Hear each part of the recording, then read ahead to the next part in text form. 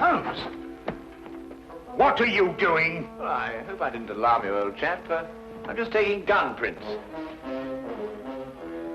This is the end. This time you've gone too far, Holmes. You can't turn this place into a shooting gallery. Gun prints. Have you ever seen a gun print? I've never even heard of a gun print. You'll kill somebody one of these days, Holmes. Parliament ought to pass a law against people like you. Well, of course, gun print's just the name I've given it. Actually, it's the marks on the bullet left by the rifling in the gun barrel. Ah! Yeah, would you like to look at these two bullets under the magnifying glass? You'll observe that they have different markings because they were fired by different guns. I'm not interested, not in the least interested. The police will be here in a minute. But you should be interested, Watson. You're interested in saving lives, aren't you? Of course, but... Well, look, this very little experiment may very well save a life someday. How can firing bullets now, from here into... Wait a minute. Take the case of a man who is accused of murder. I'd rather not. The prosecution claimed that the bullets were fired from his gun. They probably were. The man was guilty. I can see it all. Yes, but if it could be proved that it was impossible by the markings, then an innocent man's life could be saved. That's all very well and good, Holmes, but this flat is not the place to conduct these sort of experiments. How would you like it if I started to practice my surgery in the bathtub or on the kitchen table? Could you manage it in the bathtub, do you think? No, I give up. And now, if you're not keeping this appalling smell for experimental purposes, I will, with your permission, open the door. Holmes, I told you. I knew you'd gone too far. Now you have shot somebody. Well, if I have, I shall have to certainly correct those guns for drift. Oh, that's fantastic. He seems to have some breath in him still. No fault of yours if he has. Now, help me with him before somebody sees him. Yeah. Really, firing off revolvers, brewing poison, frightening people. It's more than a man can stand, Holmes. Really, more than a man can stand. Am I wounded badly, please? I'm a poor man. I can't afford a hospital. No. You'll be all right in a minute. You've just fainted from something. Something, you say? Didn't you hear what happened? I was outside, about to knock at your door, when suddenly I was attacked. Someone turned a revolver loose on me, bullets flying everywhere. I tried to fight back bravely, but there were too many of them, 6 or 7 at least, all firing guns. I'll get you a glass of brandy. Oh, thank you. You better call the police. They may try it again, whoever they are. Maniacs and foreigners, I'll be bound. No. You're quite safe now. Those shots came from my revolver and were fired into that wadding over there. You mean you were the one who... Yes, I was just carrying out a little experiment. I must apologize for any shock I may have given you. And no one is after me? And not to my knowledge, Mr. Wilson. Here, will you drink this, huh? Oh, thank you. You called me Mr. Wilson just now. How did you know that was my name? Well, it's on your collar. Very shrewd indeed, you're noticing my name like that. In fact, you've got exactly the kind of mind that could help me to unravel my mystery. That is, if you're willing to lend a poor man a hand. Oh, yes, I owe you at least that. What is the mystery? But perhaps you'll get a better idea of what it is if you read this first. Yeah, it's in the wanted column. Read it for yourself. To the Red-Headed League. On account of the bequest of the late Ezekiah Hopkins of Lebanon, Pennsylvania, USA, there is now another vacancy open which entitles a member of the League to a salary of £4 a week for purely nominal services. All red-headed men who are sound in... Apply in person on Monday at 11 o'clock to Duncan Ross at the offices of the League, 7 Pope's Court, Fleet Street. Apply in person on Monday at 11 o'clock to Duncan Ross at the offices of the League, 7 Pope's Court, Fleet Street. But what on earth does it mean, the Red-Headed League? It is a little off the beaten track, isn't it? I assure you, I felt the same way as you when I read it. A vacancy for what, I asked. I'm a dealer in second-hand merchandise, and I believe in giving value for value received. And it certainly struck me as odd that somebody was prepared to give £4 a week for nothing. But young Spaulding took a different view of it. Oh? Who is young Spaulding? Vincent Spaulding. He's my assistant, and I couldn't wish for a nicer young man. I see. Now, suppose you tell me the story as it happened, right from the beginning. From the beginning? Yes, of course. Well, it all started 2 months ago when that paper came out. I was in the shop at the time. I'm there practically the whole of my time. I'm a widower and I've got little else to do. When young Spaulding came back from lunch. Mr. Wilson, if you only knew how I wish that I had red hair like you. Huh? Don't believe it or not, here is another vacancy for the League of Red-Headed Men. A league of what? Red-Headed Men. Surely you've heard of them, haven't you? Oh, I'm afraid I don't get about as much as some of you young people do. I should have thought everyone would have heard of the League of Red-Headed Men. Well, at least everyone who was eligible. Now, a man like you, if you were accepted, could make himself a nice little nest egg without hardly lifting a hand. Vincent, I've told you before, there's one thing you've got to learn in life. Nobody ever gets anything except by the sweat of his brow. Value receives value. What is this Red-Headed League? Take a look at this paper yourself. How I wish my hair would change color, really I do. What a nice little nest egg I'd make for myself. Well, this doesn't make sense to me. No? Will you see the name? Hezekiah Hopkins? Yes. Oh, he was an American millionaire. Very peculiar in his ways. He was red-headed himself and had great sympathy for all red-headed men. So, when he died, he left an enormous fortune in the hands of trustees to make life easier for all red-headed men. Oh, really? Yeah, red-headed men. Uh-huh. Oh, I couldn't apply even if I wanted to. I've got the shop here to look after. Oh, that's the whole point. The work don't amount to anything. Absolutely nothing at all. It need not interfere with a man's other occupation. Well, even so, probably millions of men would apply for it. No, this is limited to Londoners and to grown men. You see, this American started off from London and I suppose wanted to do the old town a good turn. And then again, I hear it's no use applying unless your hair is a real fiery red. Huh. Do you think my hair is red enough? Oh, I've never seen any redder. I could use the money. There's all sorts of repairs I could do, and... Vincent, I'm going to investigate this league. Lock up the shop. You're coming with me. Yes, sir. You're right. It is fiery red, isn't it?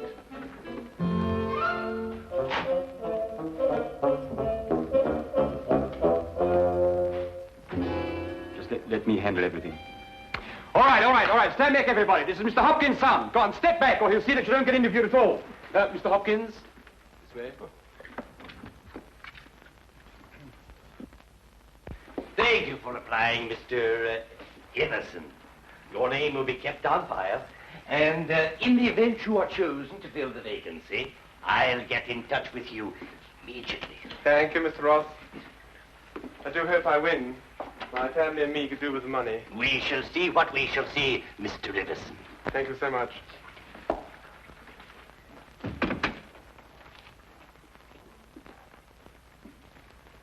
Are you the next applicant?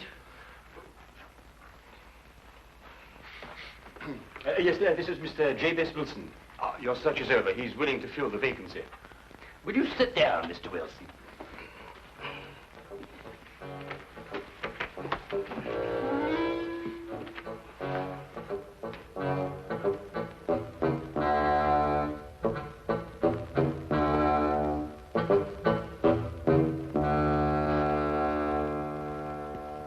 I've never seen anything like it.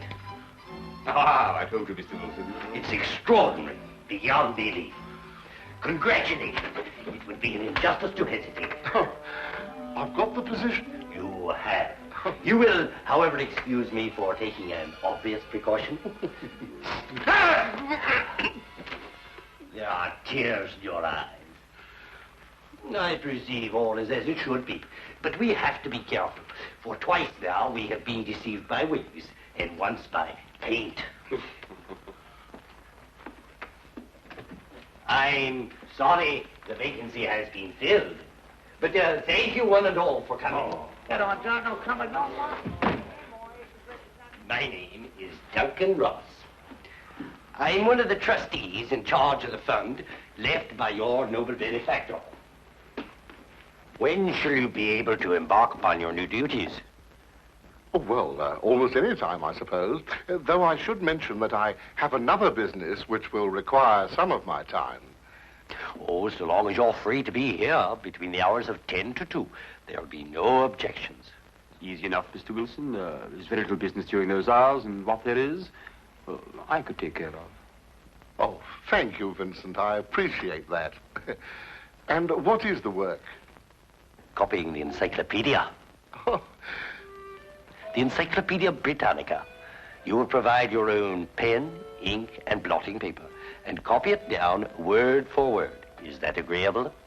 Oh, well, yes. Our only demand is that you remain in the office, or at least in building, during working hours. If you leave, you forfeit your position forever. The will is very clear from that point. Well, it's only 4 hours a day. I shouldn't think of leaving. No excuse will avail, neither sickness, nor business, or anything else. Here you must stay or lose your billet. I quite understand. Then, goodbye, Mr. Wilson. And again, let me congratulate you. Oh, thank you, sir. Thank you. The Encyclopedia Britannica. Ah, you'll do a wonderful job of it, Mr. Wilson. I'm sure you will.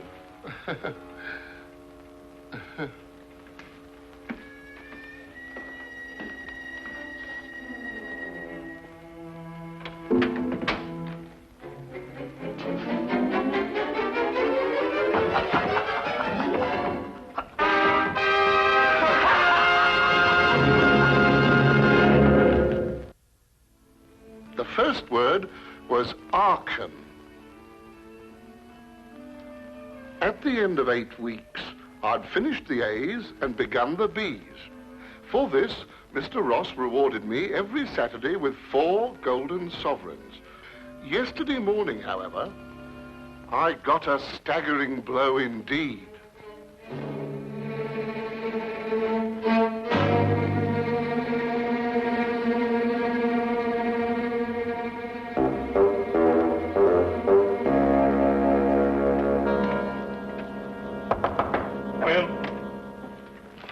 Mr. Milford? Yes, what can I do for you? What's happened to Mr. Ross? Mr. Who? Mr. Ross! Duncan Ross! In office number 4. He's gone. What's happened to him? Ma'am, let me look him up in my files.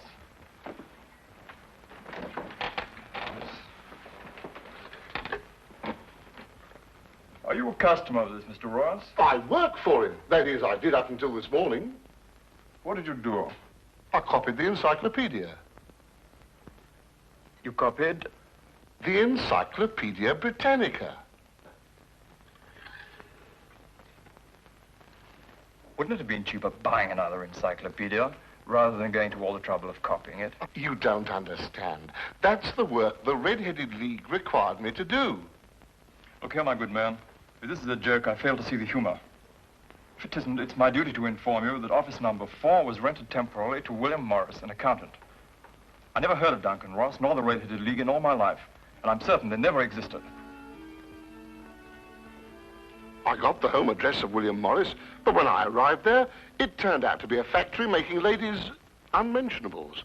No one had ever heard of William Morris or Duncan Ross.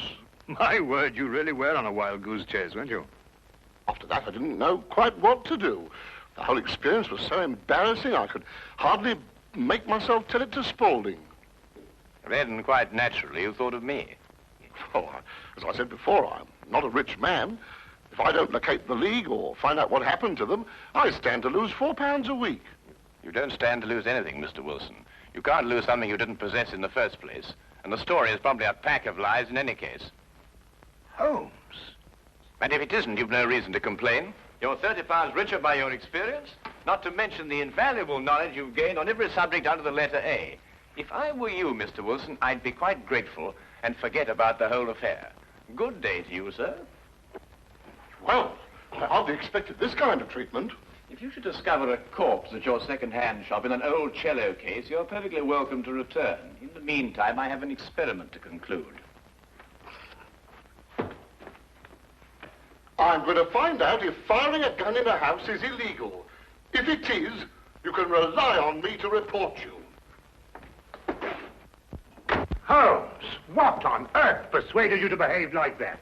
Yes, it was rather unseemly behavior, wasn't it, Watson? Right. But absolutely necessary, I assure you. But why? Well, if I tell him I was willing to take on his case, he'd probably give me away to the wrong party. Why burden him with the necessity of having to keep a secret? Then you mean you're going to take the case? I wouldn't miss finding out about the Red-Headed League for all the tea in India. China, Holmes. Do you think it could be a prank, some sort of wild practical joke on Mr. Wilson? Well, at £4 a week for 8 weeks, the joke would be on someone else. It is a considerable sum, isn't it? The case, as I see it, breaks down into two whys. I think I know the first why, but the second why eludes me. Well, which is the why you know and which is the why you don't know? Well, why was the League formed? Now, that's obvious. To keep Wilson out of the shop a certain number of hours a day. But why is the why that I want to know? Well, why is the why that you want to... I see. You mean somebody tried to get Wilson out of his shop in order to steal something from him? No. The case is too elaborate to justify stealing from so small a shop as Wilson's. No, the reason is bigger than that. Bigger than any of us might imagine. Now, you're not going to start shooting again, Holmes. No, but I'm going to take this with us. Us? Yes, you're interested in the case, aren't you? I'm a doctor, Holmes. Well, all the better if someone should get hurt. This started out to be such a peaceful morning, and an old friend of mine was coming from India, and we were going to spend the day together. And now look what you've talked us into, the Red-Headed League. Yes, exciting, isn't it?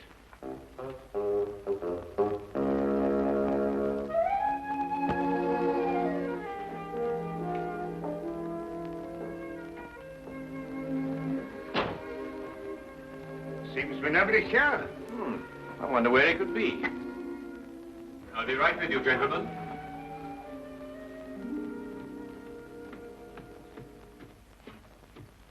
May I help? I'm sorry, I was occupied in the cellar. I hope I haven't kept you waiting. Not at all. My friend here is interested in making a purchase. Mm-hmm. Anything in particular? Anything in, well, you never know what you might, oh, what's that? That? Yeah. That is a... Oh, yes, this is fascinating. This is it's the essential part of the structure of a wild boar trap. No, really? Yes. By Jove, a wild boar trap, eh? How very interesting, you know, and a very fine specimen as wild boar traps go. It is. Yes, oh, indeed. yes, a very fine. Oh, indeed, reminds me of my day. There we were, all lined out in a row, as far as the eye could see. Yes. Down the hill came the enemy, and the Battle of Royal Burnett was on. Yes, if you excuse me... There we were, outnumbered 112 to 1. That was from the count after the battle, as you understand. Yes, I'll say perfectly. Charge, they shouted, as down the hill they came, the hordes of heathen, at 112 to 1. And from that moment I became a collector, and I've been a collector ever since. You understand that, of course. Oh, yes, but that is a quite perfectly natural reaction. It's 1 o'clock. It's 1 o'clock. What? Yes, 1 o'clock. Our engagement with the Colonel. Do you remember? The one who led you in the charge.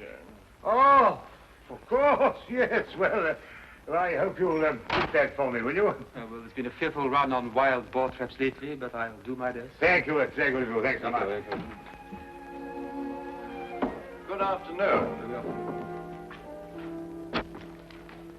Well, what did you discover? The knees of Spaulding's trousers show considerable wear. What does that mean? That's a great deal. Let me have your stick for a minute. What are you doing? Well, no time to explain now, but a considerable crime is in contemplation. And since today is Saturday, we may have some difficulty in preventing it. What kind of a crime? A bank robbery. What? Shh. Meet me at the side entrance of the Westminster County Bank at 10 o'clock sharp. Yes, is that the bank that's going to be... Yes. At 10 o'clock sharp, remember?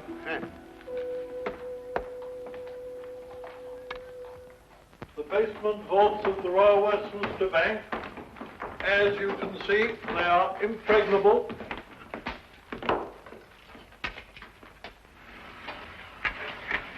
Why are you so sure that the bank's going to be robbed, Holmes? Because the knees of a man's trousers were badly worn.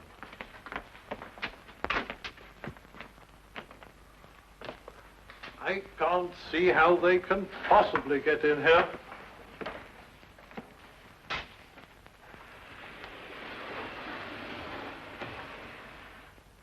Is that the gold?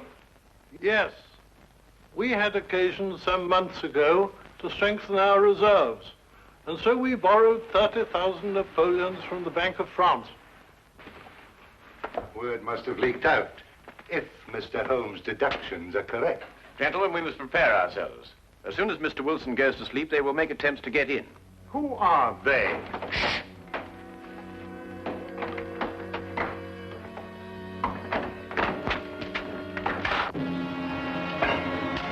Get back!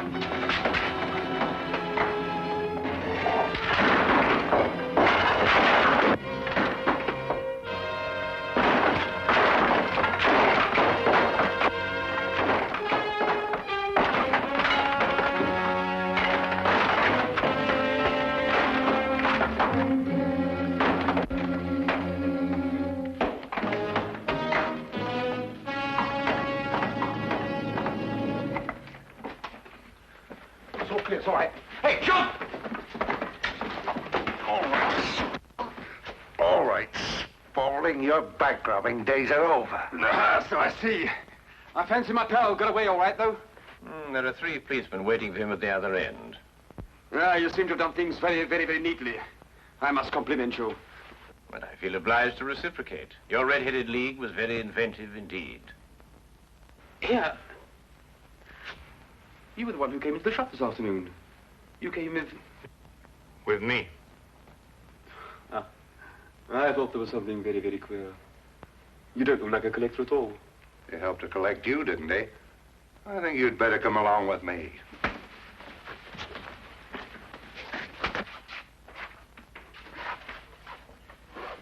I don't know how the bank can repay you, Mr. Holmes. I've been more than amply repaid, Mr. Merriweather, by having one of the most unique experiences of my career. However, there is one thing you could do for me. Name it. Well, it's... Anything, Mr. Holmes? I'm a regular depositor at your bank, Mr. Merriweather, and I should be eternally grateful if you could do something about your pens. I've yet to find one of them that works. Come along, Watson.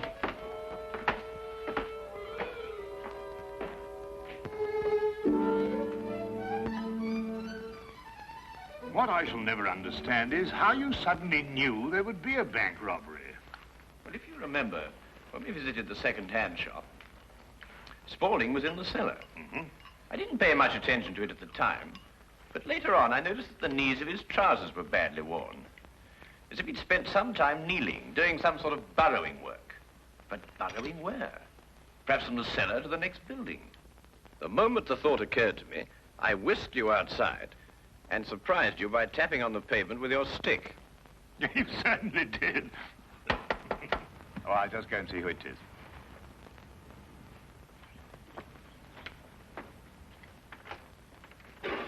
Hello, come on in, Inspector. Good evening, Dr. Watson.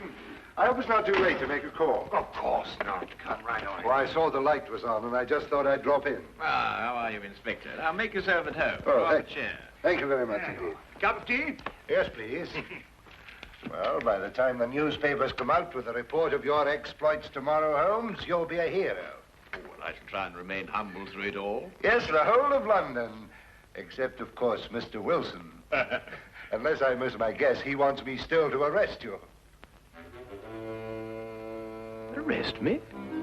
What for? Well, he didn't like the way you treated him last night, you know. And then, of course, he complains that... Oh, no, it's too ridiculous. Still, I think you'd enjoy hearing about it. He claims that you were firing a revolver in this house. You know it's against the law, don't you? But who in their sober senses would do such a thing? Yes, it does sound very implausible, doesn't it? Yes, that's exactly what I told him. I mean, people just don't do things like that, do they? No.